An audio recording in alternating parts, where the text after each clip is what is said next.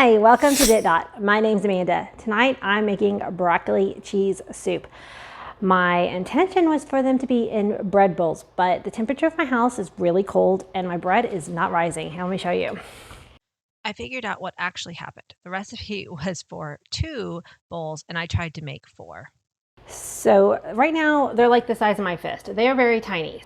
We will see if that works.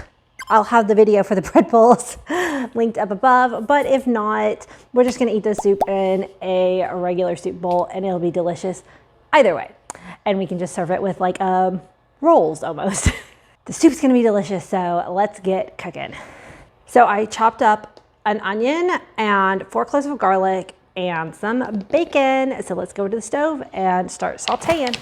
Okay, we're gonna turn on our stove and add our bacon and give it a chance to get going. This was 3 slices of bacon, I'm not sure if I said that. And once it starts to render down and start to get crispy, it doesn't have to crisp all the way up, then we will add the onions and garlic. Okay, so I changed my mind. I did go ahead and let it render all the way out. I'm gonna pull it out into a bowl. That way I can sprinkle it on the top of the soup at the end of the dish and it'll be still nice and crispy. Either way is fine. I've done it both ways, but you know, having extra crispy bacon on the top of your soup is always fun, kind of fun. But I'm leaving the bacon grease down in my pan so that I can use it to saute my onions in. Of course, I probably should have got a slotted spoon, but you know, why do anything easy, right? Okay, we're gonna go ahead and put the onions and the garlic in. I live in the Pacific Northwest and it's 4:30. It's already very dark outside. It's really hard to keep your energy up when it gets dark at 4:30 in December, but we're doing our best, and creating warm, comforting soups like this definitely goes a long way to make the evening just that much better. While the onions are sauteing, I'm going to go ahead and add some salt, pepper, a little bit of thyme, and I kind of rub it between my fingers to help release the oils that are in the dried thyme. And I'm gonna add a little turmeric.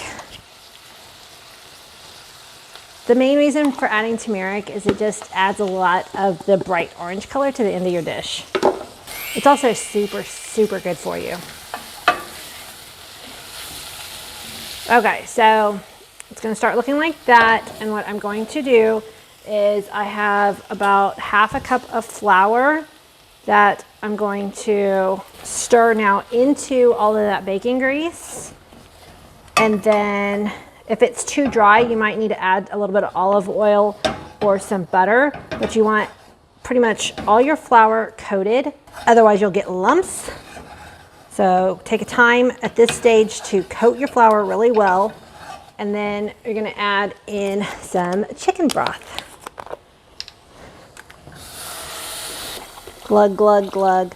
Homemade chicken broth would be really good, but I haven't made any in a while. I need to start making homemade again. I used to do homemade chicken broth all the time. I did make some homemade turkey stock after Thanksgiving. Okay, so we're gonna go ahead and stir that, and that flour will start thickening up this broth. I've got my stove kind of on medium right now. Okay, once you can feel that the flour is stirred in, we're gonna go ahead and start cutting in the broccoli. Instead of pre-chopping it on my cutting board, I decided, oops, dropping broccoli bits. I'm going to just cut it straight into the bowl, or the pot, because it's less messy. But you wanna cut into fairly small pieces. The main thing is to just be kind of consistent with your size, because that way it'll cook evenly. And then we're going to put in an immersion blender and kind of give it some puree, like quick blending at the end. And I'm going ahead and cutting up some of the stems too, not just the tips.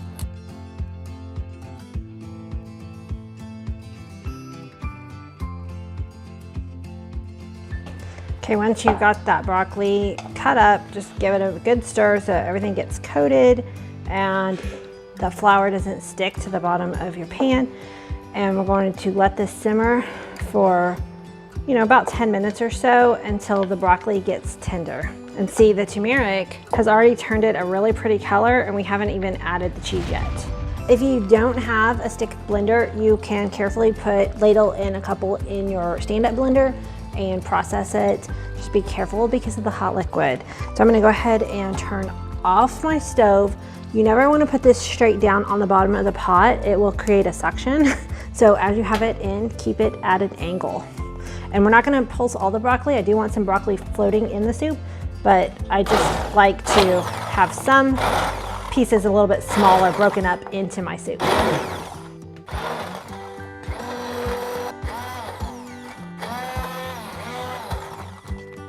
Sticking out your tongue helps.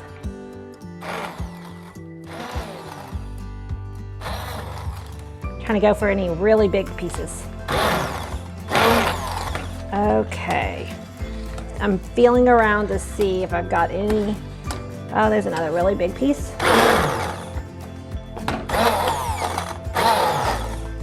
Okay.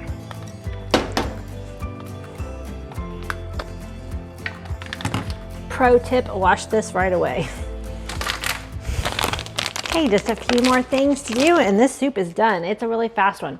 Okay, so if you have any heavy cream, you can add a splash of it or some whole milk. You can leave this ingredient out altogether.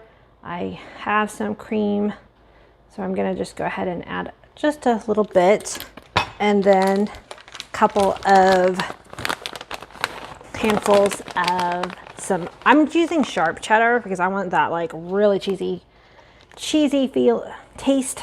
Guys, this is gonna be so good. All right, a little bit more cheese. You don't want to put too much in at once, otherwise it'll clump up. I used about half this, so I ended up, well, maybe a little bit more than a cup is what I ended up doing. Well, we'll taste it and see if I need to add more cheese. Perfect. All right, let's give this a taste and see if it needs any more salt or any other seasoning.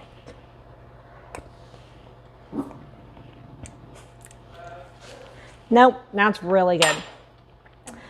All right, I'm just going to keep this turned off and it's a little early. Remember, I was planning on serving it in bread bowls, but Amanda had a fail.